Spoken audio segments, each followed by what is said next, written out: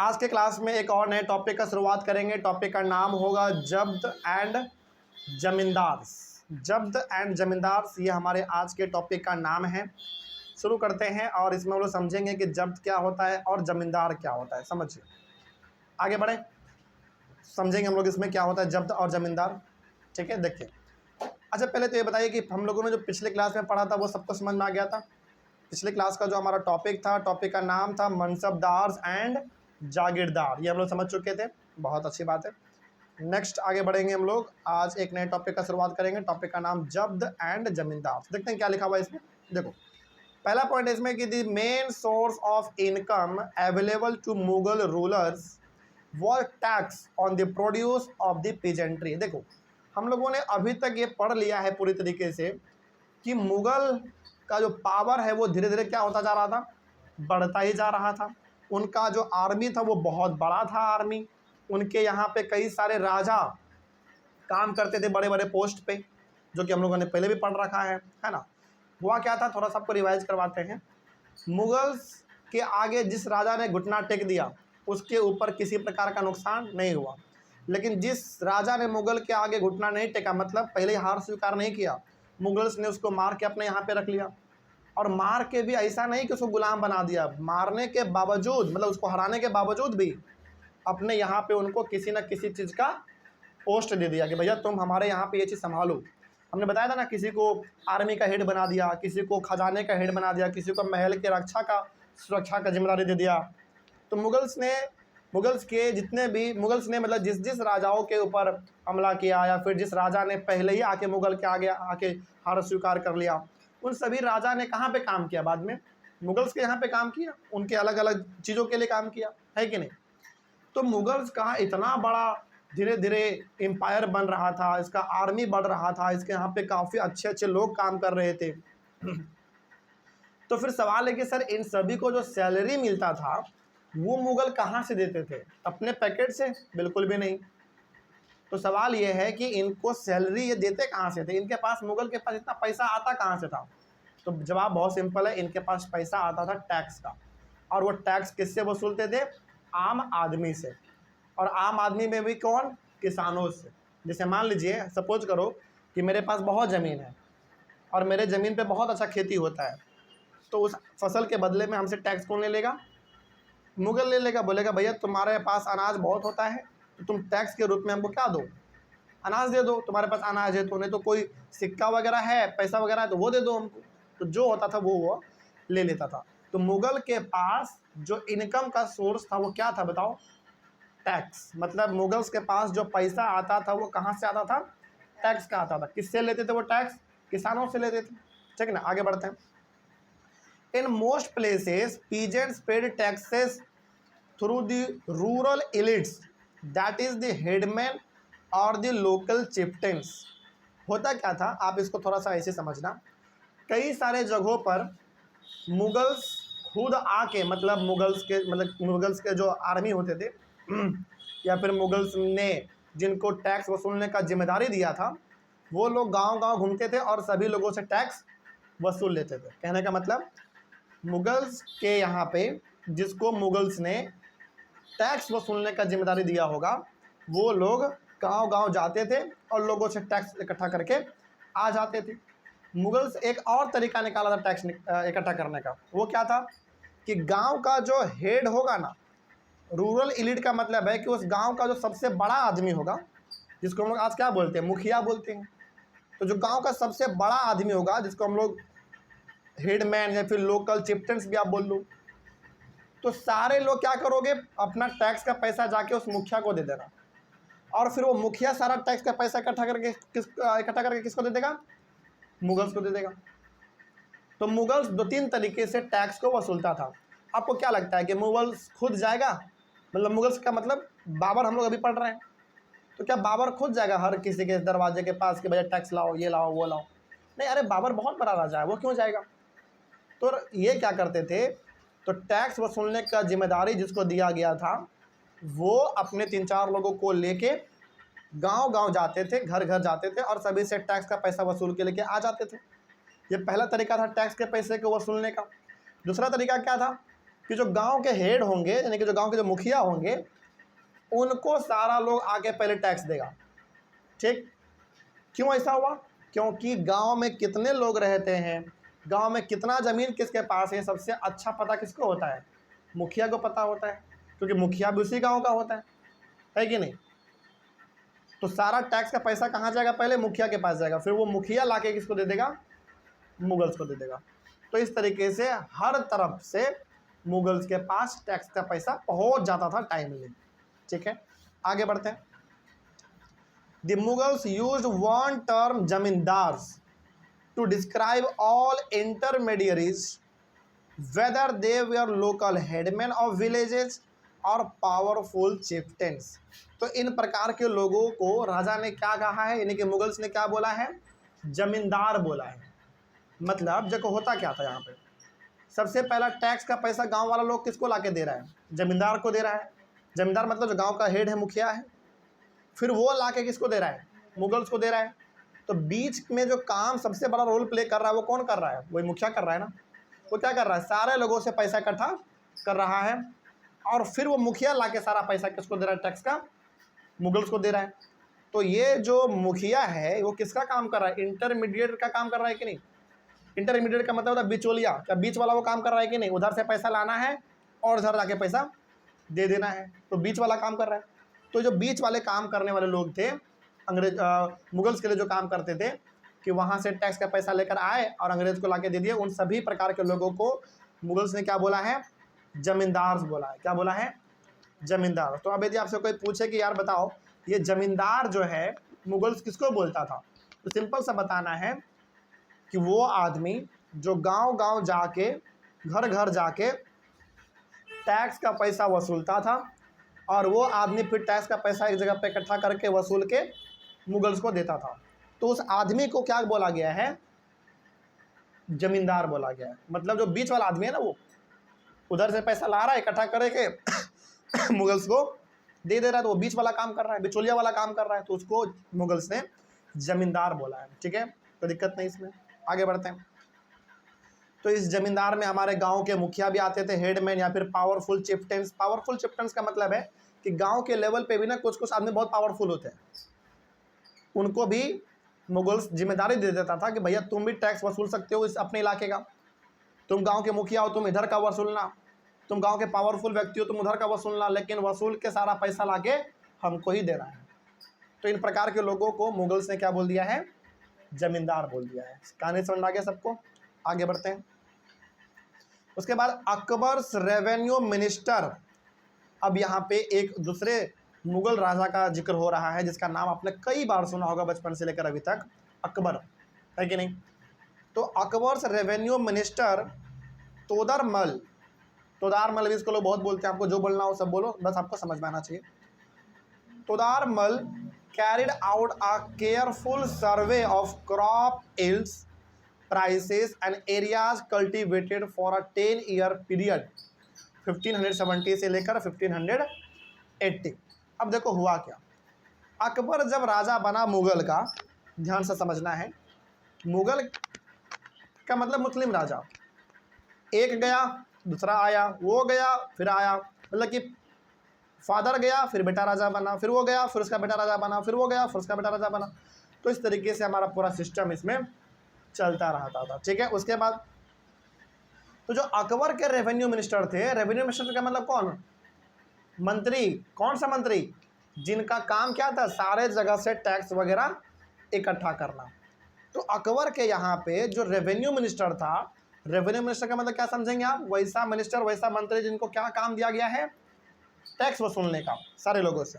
तो जो अकबर का रेवेन्यू मिनिस्टर था जिसका नाम था तोदारमल, इन्होंने एक सर्वे करवाया। क्या सर्वे करवाया?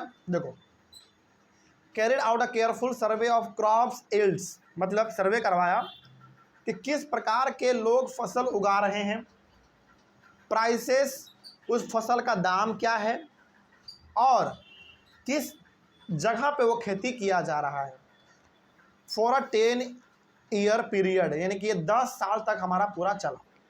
तो 10 साल तक 1570 से लेकर 1580 तक, इस 10 साल में अकबर ने बहुत सर्वे करवाया। अपने मंत्री से, रेवेन्यू मिनिस्टर से, कि तुम जाओ और जहाँ जहाँ हमारा एरिया है वहाँ वहाँ जाके तुम पता करो कि कौन से एरिया पे किस प्रकार के लोग फसल उगाते हैं, कहाँ उगाते हैं, किस प्रकार के ज़मीन पे उगाते हैं, उनका प्राइस क्या होता है, ये जाके हमको पता करके बताओ जरा। तो अकबर का रेवेन्यू मिनिस्टर, जिसका नाम है तोदारमल, वो 10 साल तक यही काम करता रहा। ठीक है, तो उनको पूरा एक आइडिया मिल गया कि किस प्रकार के लोग कहाँ पे क्या फसल उगाते हैं, उसका मार्केट में क्या दाम रहता है ना, ये सब चीज़ वो लोग पता किए। On the basis of this data tax was fixed on each crop. और क्या लगता है आपको, ये अकबर क्यों करवा रहा होगा? बस ये जानने के लिए कि हमारे इंडिया में किस प्रकार का खेती होता है? नहीं, उनका मेन मोटिव था कि ताकि हम हर प्रकार के फसल्स पे टैक्स अलग अलग लगा सकें। समझ रही है बात? तो अकबर को नहीं पता था, अकबर क्या है, राजा है ना भाई, तो राजा को थोड़ी उतना कुछ पता होता है कि क्या हो रहा है नहीं हो रहा है। पता किसको रहेगा? जो मंत्री होंगे उनको पता होगा। तो अकबर ने जब ये पता लगवाया अपने मंत्री से, रेवेन्यू मिनिस्टर से, कि पता करो जरा किस किस प्रकार के फसल उगाए जा रहे हैं, कहाँ उगाया जा रहा है, उसके क्या प्राइस है, तो अकबर ने एक आइडिया लगाया। अच्छा, जब उसको डाटा सौंपा गया 10 साल के बाद कि हुजूर ये खेती होता है इंडिया में, इसका प्राइस इतना रहता है मार्केट में, और यहाँ उगाया जाता है, इधर ये होता है, वहाँ वो होता है, मतलब सारा चीज़ रेवेन्यू मिनिस्टर ने किसको बताया? अकबर को बताया। और अकबर अब इस बेसिस पे क्या करने लगा? टैक्स लगाने लगा। मतलब हर प्रकार के फसल पे टैक्स अलग अलग लगेगा। सपोज एग्जाम्पल ले लेते हैं बस समझने के लिए, बस ठीक ना। सपोज मान लीजिए आज इंडिया में क्या देखते हैं हम, ज़्यादातर चावल का खेती होता है, दाल का खेती होता है, गेहूं का खेती होता है, सरसों का खेती होता है। तो मान लीजिए सपोज करिए बस कि अकबर ने गेहूं पे लगा दिया 20% टैक्स, चावल पे लगा दिया 15% टैक्स, दाल पे लगा दिया 22% टैक्स। तो इस प्रकार के अलग अलग प्रकार के फसल्स के ऊपर उन्होंने अलग अलग टैक्स का रेट फिक्स कर दिया। अब इसका मतलब है कि जो आदमी जिस प्रकार का खेती करेगा, जिस अनाज को उगाएगा, उसको उसी हिसाब से टैक्स देना पड़ेगा। सुना रही है बात? तो ये अकबर का टैक्स इकट्ठा करने का तरीका था। इन्होंने ये नहीं बोला कि तुम क्या उगा रहे हो, नहीं उगा रहे हो, कितना उगा रहे हो, नहीं उगा रहे हो, हमको से मतलब नहीं है। इन्होंने सिंपली बोला कि आप किस किस प्रकार के फसल उगा रहे हैं, इस पे टैक्स लगेगा आपका। ठीक, आगे बढ़ते हैं। अब आप समझो इसमें जब्त क्या होता है। अच्छा, यहाँ पे 2 टर्म था ना आपका, जब्त और जमींदार। तो जमींदार तो आपको समझ में आ गया। देखो एक बात समझना आप ध्यान से, जमींदार का असली मतलब आज के टाइम पे क्या होता है? वैसा आदमी जिनके पास ज़मीन बहुत ज़्यादा है। आज के टाइम पे यदि हम लोग बात करें कि ज़मींदार का मतलब क्या होता है, तो आज के टाइम पे ज़मींदार का मतलब सिंपल सा होता है यार, कि जिनके पास ज़मीन बहुत ज़्यादा है तो वो ज़मींदार कहलाते हैं आज के टाइम पे। लेकिन मुगल के टाइम पे ज़मींदार का मतलब क्या ही था? सेम मतलब था क्या? नहीं, उस समय पे मुगल के टाइम पे ज़मींदार का मतलब अलग था। मुगल के टाइम पे ज़मींदार किसको बोला गया? उस व्यक्ति को बोला गया जो गांव-गांव से टैक्स का पैसा इकट्ठा करेगा और लाके फिर किसको दे देगा? मुगल्स को दे देगा। तो ज़मींदार में कौन कौन आते थे? गांव के पावरफुल आदमी आते थे, गांव के मुखिया आते थे। ये सब क्या कहलाते थे? जमींदार कहलाते थे। यानी कि बीच वाला काम ये लोग कर रहे हैं। ठीक है, तो जमींदार तो आपने समझ ही लिया।